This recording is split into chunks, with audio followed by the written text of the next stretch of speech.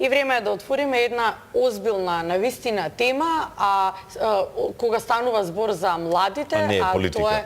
не е политика, а тоа е насилството кај младите, што се повеќе зема замав. Зошто толку млади деца да чувствуваат омраза еден кон друг, да посегнуваат по предмети, така да кажеме, за да си наштетат, мислам дека можеш да кажеш и со ладно оружје, не. Па ете, ајде, не сакав до толку сепак да лудирам, но тоа е вистината. Се посегнува по човечки живот, тоа се млади деца кои што треба пред се да се дружат, да спортуваат, да имаат поинакви амбиции, без разлика на етничка, верска припадност, треба сите да имаме соживот. Бари јас мислам како родител тоа така би требало да биде. Децата ги учам од најмали. Верувам дека и ти истото, ти имаш поголеми синови. Да. Па добро. Баш си во таа критична возраст, тинејџерство. Се обидуваме да разговараме, што е најважно. Да се обидеме сите тие работи, да ги неутрализираме, ако може да ја намалиме и она агресија која може би е присутна пред се кај младите многу повеќе, особено ќе кажам можеби кај машките, но се надевам дека ќе успееме и ние како медиуми, па и дел од оние установи кои што се задолжени за тоа и да се намалат ваквите инциденти кои можеби ни се случуваат и во овој период. Ама сите заедно. Да, така, сите заедно мора. Родители, општество, сите заедно и денеска токму на таа тема колегата Димитар Бабалков во живо ќе разговара со првата детска амбасада Меѓаши. Бараме одговор. Димитар, добро утро официјално. Зошто младиве ги тера нешто на агресија, на желба, на наштетување еден кон друг и посегнување по недозволени предмети и на крајот се резултира со најлошото, со загуба на млад човечки живот? Добро утро, Јована и Маријан. Како вам, така и до гледачите на утринската програма Јас сакам Македонија. Насилството кај младите е една од најчестите форми на насилство кои се случуваат за жал не само во Македонија, туку и на светско ниво.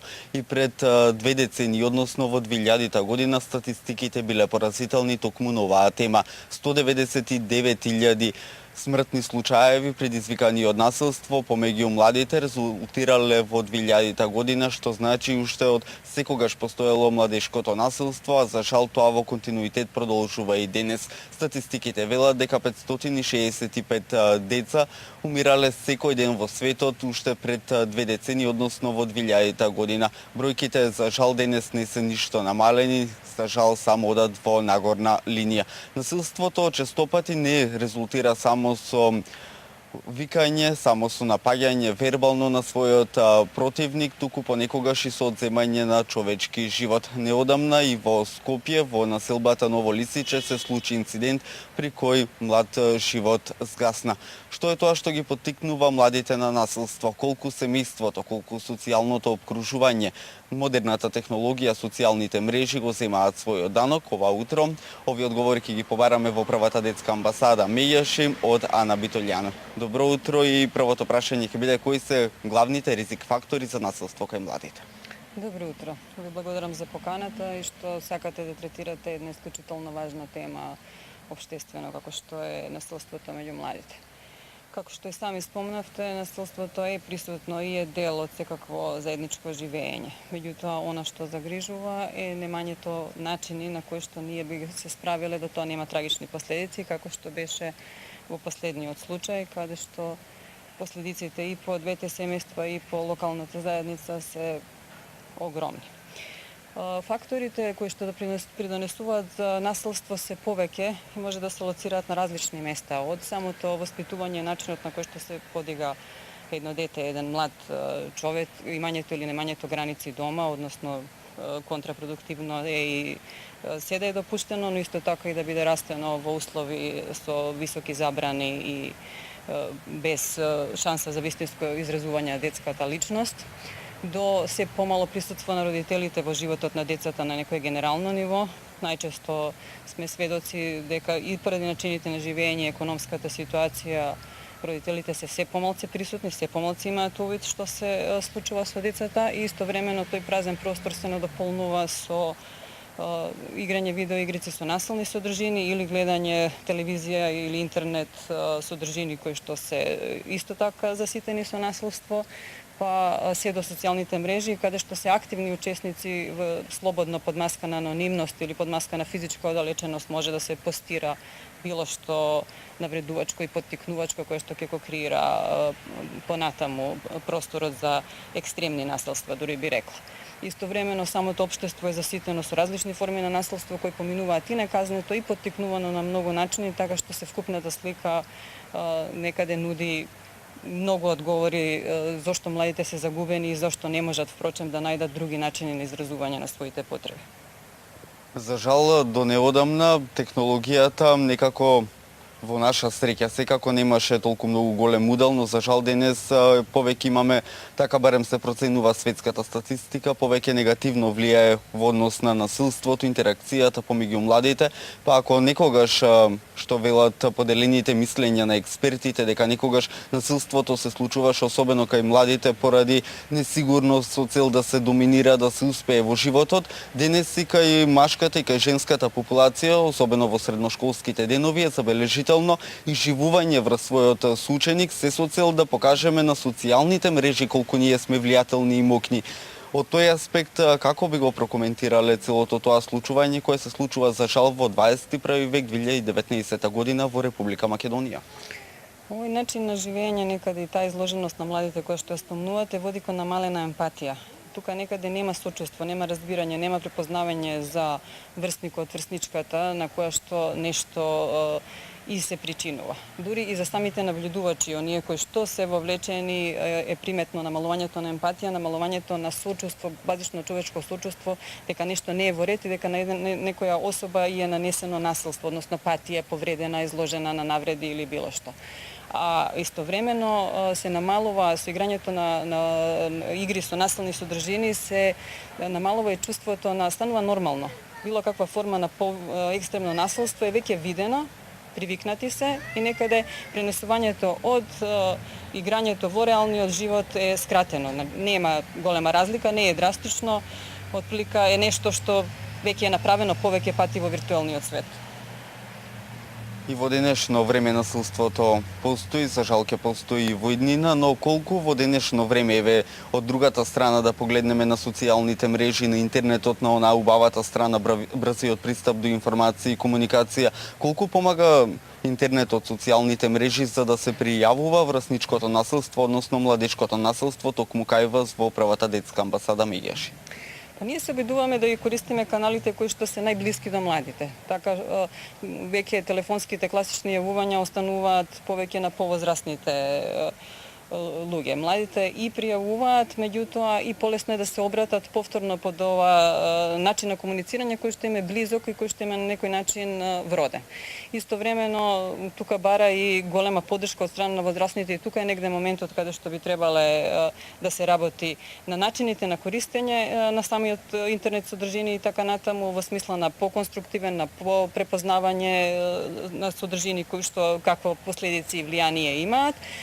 Истовремено да се поттикнуваат младите да пријавуваат насилства во самиот почеток, во самиот зародиш, пред него што станат толку големи да имаат трагични последици. Добро е кога се пријавува, но уште подобро е кога не се случуваат насилствата. Семејството е еден од клучните фактори за социјализација на своето дете, затоа што тоа тука започнува да расте, да се развива и најголемиот дел од денот од животот го поминува барем до 18-тата година со родителите, бабите, дедовците. Колку семејството во Македонија е клучен фактор за создавањето на идни поколенија кај кои насилството ќе биде сведено на минимум. Што вели статистиката, дали родителите доволно се заангажирани за тоа да посветат внимание каде одат нивните деца, што прават или на еден начин и тоа е невозможно, пак ќе речам благодарение на социјалните мрежи на интернетот? Родителите се клучен фактор, не само во Македонија и без оглед какви се економските состојби. Кога се децата мали, првото учење е учење од родителите, односно начините на однесување. Доколку има насилство или на насилство не се реагира или се збори лоше за некој друг или поразличен, тоа се основни некакви предуслови да детето израсне со дозвола и поттикнувано. А истовремено кога ќе станат тинејџери во некои тие години кои што се по бунтовни, да кажеме, се уште има потреба од родителска присутност, не во смисла на контрола, него во смисла на заедничко одраснување и покажување кои се адекватните начини на изразување на детската личност, како што спомнав. Најчесто се изговори, ова дава објаснување зошто родителите ги нема, меѓутоа да не стане изговор зошто и понатаму не би биле присутни. Без оглед, што се случува, прво и основно е родителите да обрнат внимание на своите деца. Да имаат увид што се случува, да пратат било какви промени во однесувањето, да бидат свесни за сите можни ризици на кои што се децата изложени, особено во денешно време и особено заради овие сите фактори кои што ги набројавме, и да се трудат да бидат што по упатени и поблиски, а истовремено да дадат доволна слобода да детето може да расте и само и да се опробува само, да има индивидуалност своја. Еден од клучните фактори кои води во насока на младешкото насилство е токму и општествените или социјалните случувања. За жал, еви и во Македонија и во денешно време политиката, економската ситуација не е на некое завидно ниво, за разлика од некои земји во регионот или пак земјите во Европската Унија. Правиме муабет за големите развиени европски земји во поглед на политиката, во поглед на економијата, колку тоа влијае кај младите пред се за поттикнување на насилството, но и од аспект на оние меѓуверски етнички препукувања. Базично, колку е општеството позасително со насилство на општествено ниво, севкупно секаде, толку е одраз кај младите што се случува, што е дозволено. Сега, конкретно во Македонија, ние имаме некакво чувство дека не постои систем што функционира. Ако е се дозволено и на повисоки нивоа и поголеми работи може да се прават, да не бидат казнувани, да не бидат санкционирани, да не бидат опоменувани, тогаш нема основа на која што од младите би се барало да се однесуваат одговорно, доколку возрастните и целото општество не покажува ниту дел од таа одговорност што од нив се очекува. Отприлика какво општество, такви млади некаде. И затоа бара некакво воведување на основен ред и запазување и правила кои што се еднакви за сите, за да може и да одгледуваме генерации кои што ќе бидат ќе ги исполнуваат очекувањата во позитивна насока што ги очекуваме од нив. А истовремено етничките поделби или руралните или економските поделби се исто така добра основа која што не се решава, не се градат мостови, не се обидува да се разбере позицијата на другиот, дава основ за меѓуетнички препукувања или префрлувања у најмала рака различни форми на насилство пред самото физичко, нели?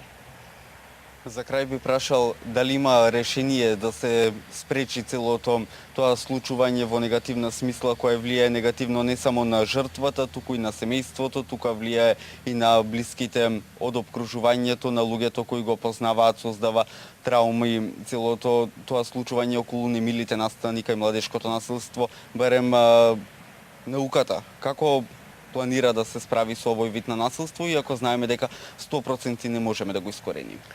Токму така, и не е ни идејата, да кажам, така идеалистички да се настапи да тоа потполно се искорени, меѓутоа да се види корените од каде што потекнуваат и превентивно да се делува. Тоа е првиот чекор е негде признавање на состојбите кои што се делуваат. Голем број на училишта започнуваат превентивни програми и исто така се обидите да родителите бидат посвесни во однос на своите деца, дали се и кога се жртви и кога се со насилно однесување, да ги прифаќаат како дел од едно растење кое што треба да се коригира, а не да се затвара очи.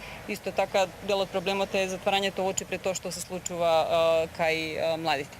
Превентивните програми па се трудат да направат една ненасилна средина во училиштата и се повеќе, да кажам, активности се изведуваат во таа насока. Тоа се уште не е доволно, бидејќи поише чинители и се вкупниот општествен контекст треба да се менува.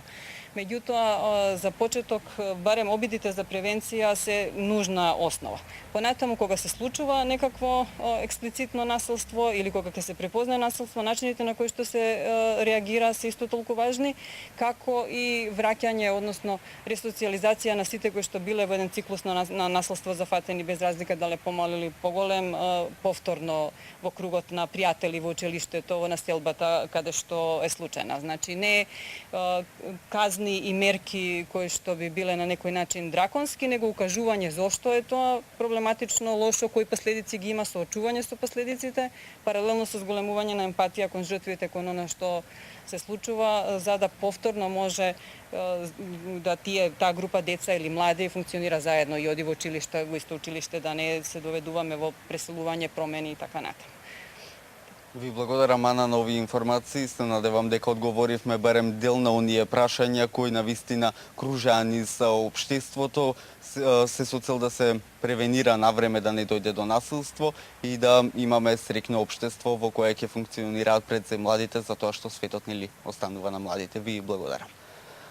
Јована и Маријан, со доста важна и актуелна тема, веруваме дека ги задржавме гледачите на програмата на утринската Ја сакам Македонија, со тоа ги отворивме и видиците што се може да придонесе за да имаме насилство во општеството, кое за жал во последните години оди во нагорна линија. За крај само ќе потсетам дека во 2000 година, уште пред скоро 2 децении, 199.000 убиства имало или статистички во просек 565 деца умирале секој ден, а на тие 20 до 40 случаеви завршуваат во болница затоа што при инцидентите им е потребна секако медицинска грижа. Јас можам да кажам дека ова е тема која што навистина мене како родител многу ме потресува, особено последното случување кое што го имавме на загуба на млад човечки живот. И тоа што некако не стивнува агресијата на младите еден кон друг, кон мразата и насилството, се надевам дека не само ние како родители, туку и општеството ќе делува да сето тоа се намали. Добро, мислам дека Димитар доволно ни кажа, секако во разговорот со својата соговорничка. Димитар, ти благодариме за ова линковско вклучување.